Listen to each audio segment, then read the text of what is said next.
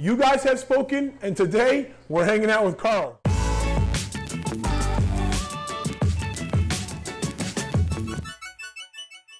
I put out a poll last week on the community tab asking you guys which tank you wanted to take a closer look at. There was 4 different tanks, and this tank won with about 30% of the vote. It was really close. Hopefully in the future we'll take a look at some of the other tanks. There was an orange shrimp tank, was pretty close. The Cardinal Tetra and orange pleco tank, or the Calico pleco tank, was definitely up there as well. If you guys are interested in those tanks, we're going to put out a fish tour on this Sunday. So subscribe if you haven't, and it's been the first fish tour in a few months. So we're gonna go over all the tanks here in the fish cave and in the house, so don't miss that. And speaking about subscribers, guys, we just hit 5,000, so a huge thank you to everyone. I was hoping to get it by the end of the year, and we smashed that goal early in December. A big thank you to Corey from Aquarium Co-op for including me on his promotion this month and sharing some of my videos. I appreciate it a lot. And as a thank you to all of you, we're gonna do a giveaway, just like I promised, for 5,000 subscribers. And I thought it was fitting to do a giveaway of an Aquarium Co-op gift card. So make sure you guys stay tuned to the end of the video so you guys find out how to enter and all the details. This channel is less than a year old, and I've tried to put a lot of energy and resources and time into it, but I never really thought it would get this big within a year. And I really only have you guys to thank for that. Everyone out there, who's been subscribing, but especially liking, commenting, sharing the videos, and of course ringing that bell. I said ringing that bell.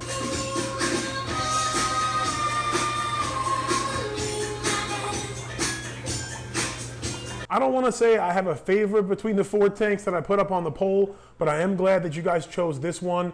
All the tanks are pretty cool tanks, and I want to jump into them eventually, but this one definitely holds a special place in my heart because it is one that's been around for a while. This tank actually, with the substrate and everything, I kind of transferred it over here before the rack system even existed. It was a tank I had set up on the other side of the fish cave. So almost a year ago now, when I built the rack system, I transferred that tank over here. And believe it or not, you're gonna think I'm crazy, or you might not even believe me, but I drilled this tank in place. I literally had this tank and brought it over here, lowered the water to halfway, and I sat there really slowly and I drilled the back of the tank while it was like that, and put some duct tape on the hole on the inside, and the tank has been set up ever since. So it's kind of a special tank, and it's grown on me, and it's grown with the plants. In terms of all the plants and all the tanks I have, it's definitely doing the best. And I'm not a plant expert, guys. I mean, you could see like the tank next door, look at that Java fern. It's not doing so hot. I don't claim to be the best plant grower or the expert on anything for that matter. I'm just trying to do this hobby cheap and share the journey with you guys. And hopefully along the way, learn and grow, and one day maybe enter some aquascaping contests. But for now, I'm just happy that this tank is growing as good as it has. And believe it or not, my special secret sauce is fluorescent light bulbs. That's right. I don't do anything really special at all in this tank. It's, like I said, I think it's the dirted method. This tank is just potting soil on the bottom. I went ahead and I spent $2.50 at Lowe's for a bag of potting soil. The key to using the potting soil, in my opinion, is to take out a lot of the big chunks of dirt and wood, stuff that's gonna kind of float. So as long as you go ahead and you kind of filter it out and then you cap it very good. If you noticed, I have a really kind of a decent layer of medium-sized gravel, I'd say, small rock, large gravel, and that makes sure that this stuff is not kind of going everywhere in your tank, because the last thing you want with a dirted tank is dirt in your tank.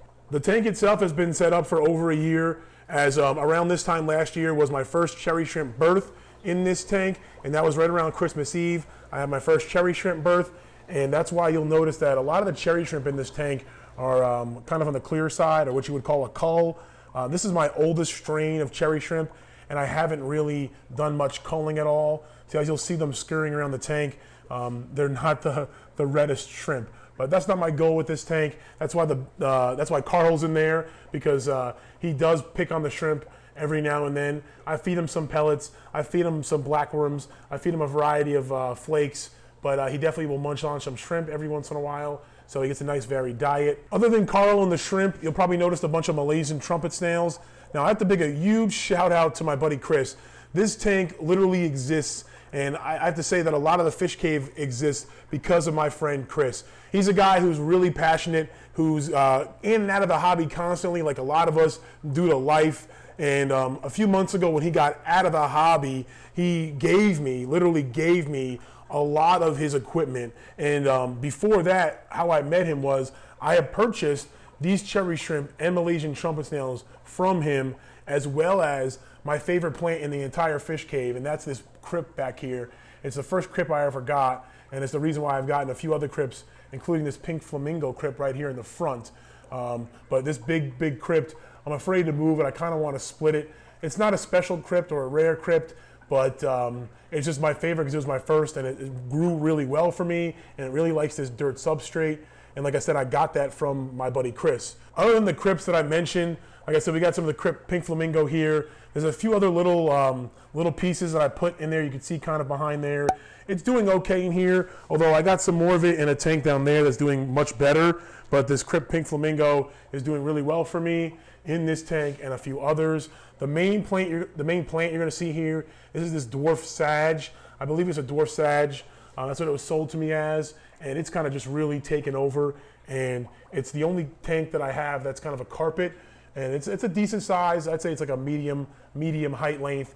Even some of these in the back are getting almost tank height. The guppy grass runs rampant in here. I don't know, I can't tell you how many times I've taken this guppy grass out of this tank and left a little piece only to have the rest grow back again. It's due for a trim, but I just wanted to leave it kind of wild look. This tank usually has a little bit of tannins, as you can see.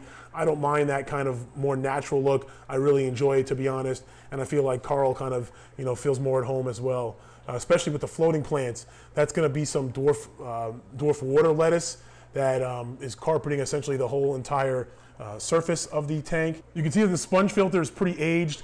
Now, like I said, this sponge filter has been set up for a year, and I'll be completely honest with you guys. I've never serviced this sponge filter, not once, and that's something that I'm actually filming a video on this weekend. I'm going to put together and service a bunch of my sponge filters. I've serviced plenty of sponge filters in other tanks that have gotten more clogged up, and I've noticed a reduced flow. This is just one I have not serviced. As you can see, it's grown quite a bit of algae, and I'm definitely going to shoot a video and show you guys how to properly clean them, because even though sponge filters are really low maintenance, they do require some maintenance. Speaking about the sponge filter, just like all the tanks in the rack system, it is run on the central air pump. I have a linear air piston pump from Gemco. I'll link that video in the description down below. If you guys are ever thinking about setting up a fish room, air piston pump with a full setup here, I have a loop around the whole fish cave, is definitely the way to go. And I also have automatic water changes on the tanks. That's why it's drilled like you saw before. And I kind of did a whole DIY overflow. If you guys are new to the channel, I do have a whole playlist of DIY videos building the whole fish cave. We haven't done much DIY recently, but that's going to change because we're going to remodel the fish cave, going to make it a little more pleasing. We're going to pay a little more attention to aesthetics in 2019, and I'm excited to bring you guys along for the journey. This has been one of my favorite tanks to keep, simply because I've learned a lot keeping this tank.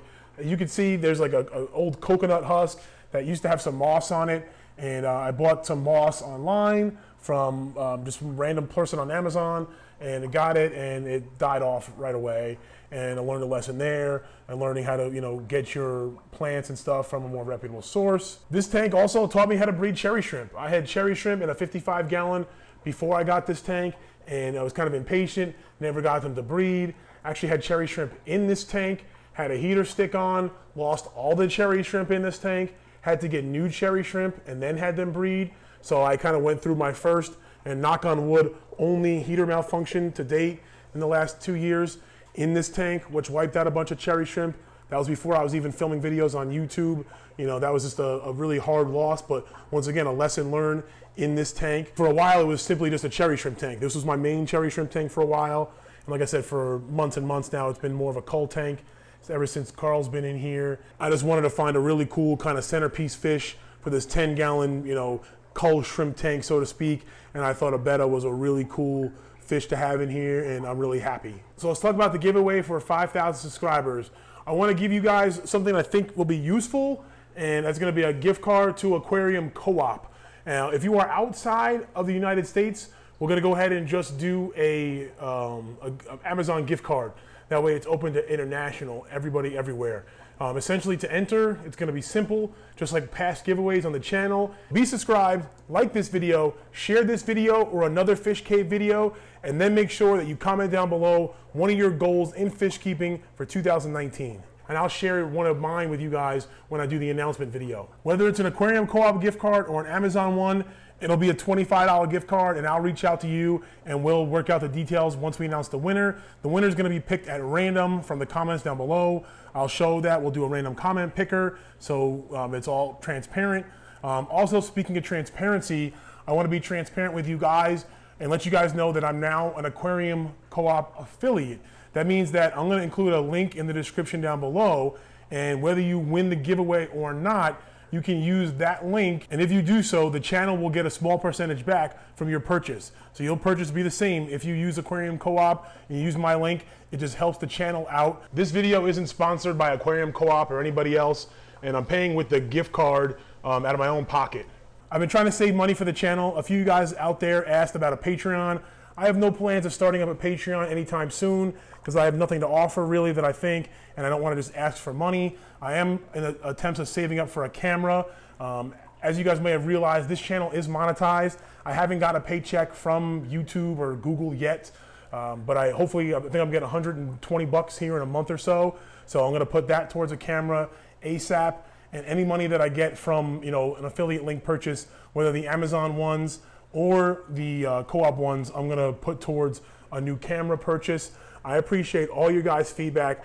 Someone commented the other day about the audio quality. I broke the microphone. I had a cheap microphone and broke, so I got another one. I'm just filming everything on my iPhone 6S. So, I'm really, like I said, that's why I'm kind of saving for that upgrade. Sorry for the rant, guys. I really appreciate you guys supporting the channel. And like I said, by that, I just mean watching and subscribing and sharing. And if you guys already want to buy something and you think about using my link, that's freaking awesome, and I really appreciate that. If you want to check out more Fish Cave videos, there should be one right there for you. If you want to check out the story of how we got Carl, I'll put a link in the description below to that video. As always, guys, I appreciate you guys watching. Thank you so much for the support. 5,000 subscribers is so freaking crazy. Stay positive and stay passionate.